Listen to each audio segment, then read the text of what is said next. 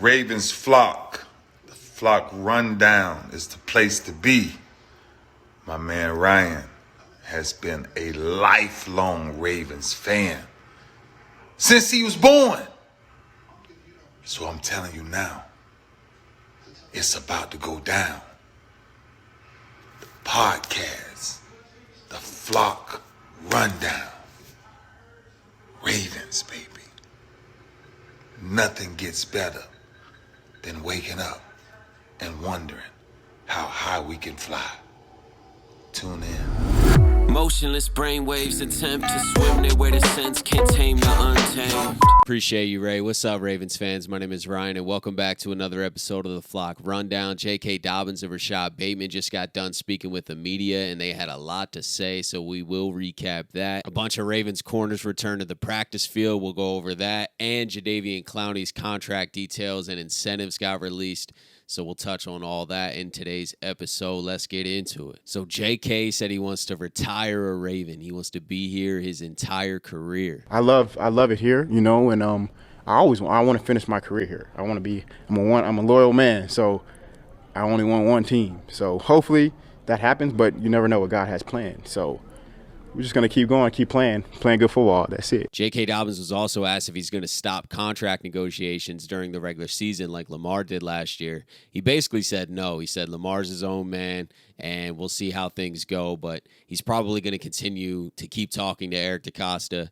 And I think a deal could get done. It does seem like J.K. really wants to stay here. I know there's probably a little fluff to the media. You know, obviously you don't always get the player's true self. It seemed like he was in great spirits, and it seems like he genuinely wants to be around these teammates and wants to stay loyal to Baltimore. So I think it's just about financials and probably length of contract that's holding things up. And we'll see. We'll see if it gets done. I would love JK to stay here. I know there's some health concerns with the past, but it was one injury, and he looked great last year. If he can just stay healthy this year, I would imagine he's going to even look way better than last year just because he's had such a healthy offseason. He talked about he's getting his speed back. And I think J.K. Dobbins and Eric DeCosta can get an extension done, and I think that they would keep him around for the right price, as we've been saying all offseason. But I'd love J.K. to stay in a Ravens uniform for his entire career. He was asked if he's worried about not getting the ball a lot in Todd Monken's new offense, and we know that he was complaining about this a lot last year, especially at the end of the year when Greg Roman wasn't giving him the ball a lot. And he just mentioned that he just wants the ball if he's rolling. The run game's rolling, and he's got the hot hand, then keep feeding them, and vice versa with the pass game. Now, I think JK would want the ball as much as possible. You know, he's a competitor. He also is looking out for himself, too, as everyone is a little bit. So I think he wants the ball as much as possible. So him saying just feed him if he's hot is probably a politically correct answer, I'd say. But I don't think he's going to have a problem as long as the offense is moving. You know, I think the issue last year was we didn't have a pass game at all, really. Now, in the playoff game, Huntley was opening it up a little bit, and we kind of got the pass game going a tiny bit, but we had no receivers. We didn't have Lamar. I mean, we just had no pass game that we could rely on, at least. And we're also not giving J.K. Dobbins the ball. He's only getting like 10 touches a game. That was ridiculous. So I completely understand. I think the entire fan base was on board last year when we weren't feeding J.K., especially at that 2-yard line on the goal line. I mean, come on. You know, we're doing a QB sneak over the top with Huntley, and we got J.K. Dobbins who's just running the rock hard as ever. I think J.K. will be completely satisfied in this offense if the offense is moving the ball and he's just involved. Rashod Bateman also hit the podium, and he had a different demeanor than J.K. Dobbins did, right? We haven't heard from both of these guys, and that's why I'm kind of analyzing this a little deeper than most press conferences, because we just haven't heard from J.K. Dobbins or Rashod Bateman.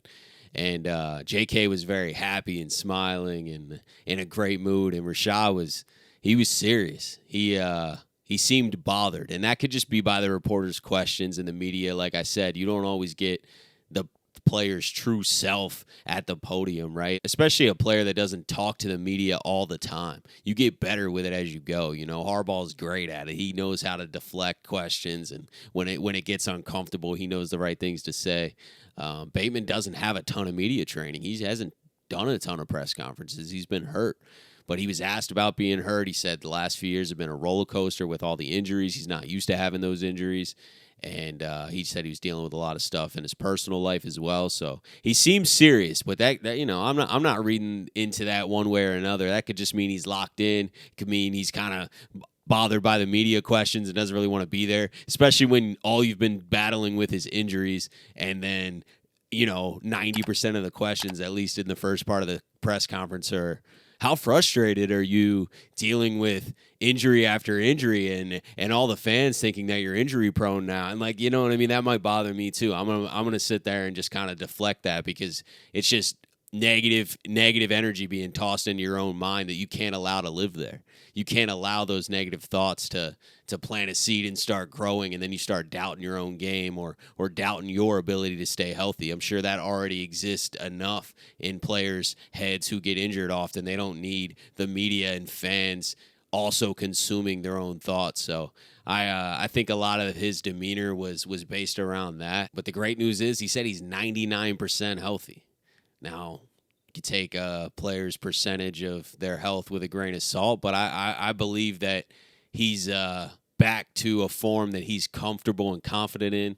We keep getting updates that he's making plays, catching long touchdown passes in training camp practice after training camp practice. I think Bateman's going to contribute to this offense. A reporter asked if he's worried about all the weapons. This is a common question through all the guys now. Andrews was asked this, and Odell, and Bate was asked the same question. Is he worried about not getting the ball, not being involved?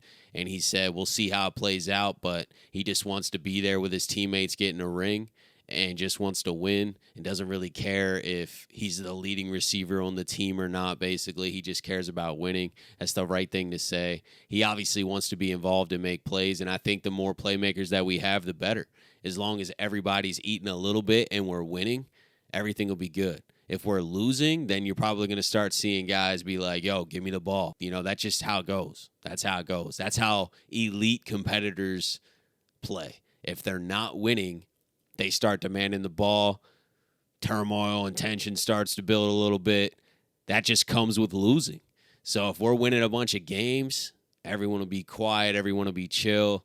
Everyone will just show up and do their job. Do they want the ball more? Do they want to be the star of the team? Absolutely. I'm sure everybody has that aspiration, but that's just not always the case, right? Sometimes you got to play your role to benefit the team. And I think Bateman's determined to do that. I think Bateman's going to have a great season. Just praying he stays healthy as well. I don't want him to deal with these roller coasters of injuries. We want him as fans to succeed in this offense. We love Rashod Bateman. We believe in his talent as well. If you can't see Rashod Bateman's talent, then you just don't know football. We got 3 incredible receivers. Rashod Bateman, Odell, and Zay Flowers are some of the best receivers we've ever had in the history of the Baltimore Ravens. So now it's just about going out there and doing it. And I think Todd Monken's the perfect guy to draw up an offensive scheme to include all these guys and get them involved, and Lamar Jackson's the perfect player to run it. And I could not be more excited about this offense. Last thing that Bate was asked that I thought was pretty interesting was the drama with Eric DeCosta. Rashod, did you feel like you had productive conversations with Eric DeCosta after that little thing on Twitter? Yeah, he said his piece, I said mine. We had a conversation, and now we best friends. So it's kind of how things work around here. And if you don't know what that question's referring to, is some Twitter drama, basically, where Eric DeCosta was quoted from a press conference saying that he did a poor job putting weapons around Lamar and that the receiver room has been an issue. It hasn't been good enough. And Rashod took that personally because he's been a part of that, and he was also injured at the time, so I think he was pissed off at Steve Saunders, who he said was pushing players through their injuries, pushing harder workouts than should be and whatnot. And I don't know every specific detail of the Steve Saunders situation. Nobody does unless you were there. But a lot of players had issues with Steve Saunders and how he ran the strength and conditioning program, and players saying that he's the sole cause of a lot of their injuries. So I don't know, but I'll take the player's word if it's enough players saying it. And Harbaugh fired him. Obviously, there was something going on. I definitely think he was a bad seed in the organization, and that's pretty rare. The Ravens are usually pretty spot on with their hires. So That was definitely a unique and rare situation, and I'm really glad we're past it. In other positive news, we had a bunch of corners get healthy and return to practice today. Rock Ya-Sin's back, Arthur Mullet's back, and Jalen Armour-Davis is back. That is huge news for this cornerback room. We got a lot more healthy today. We got a lot of bodies back, and it's really exciting, and it's starting to feel better and better about Marlon Humphrey not being there. Hopefully he can come back within the first few weeks of the regular season, and we should be all right. I still think a trade at some point during the regular season for a corner could and should be made, but we'll see. I feel better about the corners that we have right now, especially because a couple of the younger guys are stepping up. Our Darius Washington has stepped up to be a serious slot candidate to start. You know what I mean? And then you got Arthur Mullet, who we haven't seen yet. Rock Ya-Sin should definitely be a starting corner for us outside. I mean, he's had plenty of starting experience in the NFL. We heard nothing but good things early in camp. Jalen Armour-Davis should be taking a leap, and he was pushing Rock Ya-Sin earlier in the offseason. So I'm just excited to see these guys and see how they hold up and how this defense is cohesively. Great news getting those cornerbacks. Jadeveon Clowney's contract details were released, and the incentives are playtime incentives and performance for sacks. So the breakdown is it's a 1-year, $6 million max deal, $1.165 million base salary, fully guaranteed, $1 million bonus, and then if he gets 5 sacks, he gets $500K. If he gets 7 sacks, he gets $1 million. And if he gets 9 sacks, he gets $1.75 million. That's so the most he could get from the performance is $1.75 million, and that's if he gets 9 sacks or more. And then the playing time, which I think is the most likely for him to hit, at least like the bottom of it. If he gets 50% playing time, he gets $500,000. 60% playing time, he gets $1 million, and 65% playing time, he gets $1.75. He's going to play 50% of the snaps, and I feel like they wouldn't have done this contract if he hadn't been verbally kind of assured that he's going to get some playing time. And it's Jadeveon Clowney. He's not going to not play. I think that he'll definitely get at least 50% of the snaps, and I could see him potentially getting 5 sacks as well. He's not a huge sack guy, as we talked about before. He's going to be mainly there for setting the edge and bringing chaos to the interior. So I don't know if he'll get all those incentives, but either way, I think that's a really fair deal. I think that's a great team deal for us, and it gives him some motivation to make up the $6 million as well. That's pretty much it for today, guys. I appreciate you tuning in to another episode of the Flock Rundown. Have a beautiful rest of your day, and I'll talk to you guys next time. Motionless brainwaves attempt to swim their way to sense, can't tame the untamed.